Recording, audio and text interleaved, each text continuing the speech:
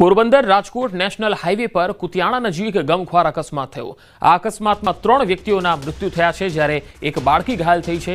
છાયા નવા વિસ્તારના શિક્ષક માલદેભાયા ભૂતિયાના પત્ની બાળકી અને શાળા સાથે રાજકોટથી કારમાં પરત ફરતા હતા ત્યારે હાઈવે પર જ આ અકસ્માત થયો। કાર ડિવાઈડર સાથે ધડાકાભેર અથડાઈ અને અકસ્માત થયો। પ્રાથમિક જાણકારી પ્રમાણે પરિવાર તલાટીની પરીક્ષા આપી પરત પોરબંદર આવતો હતો અને એ દરમિયાન આ અકસ્માત થયો હતો। ઇજાગ્રસ્ત બાળકીને હાલ પોરબંદરની સરકારી ભાવસીજી હોસ્પિટલ ખાતે સારવાર અપાઈ રહી છે।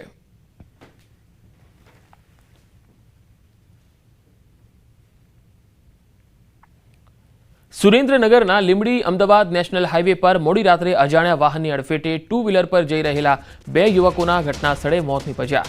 પાણશીણા ગામના પાટિયા પાસે પૂર ઝડપે જઈ રહેલા અજાણ્યા વાહન ચાલકે 2 વ્હીલરને અડફેટે લેતા અકસ્માત થયો।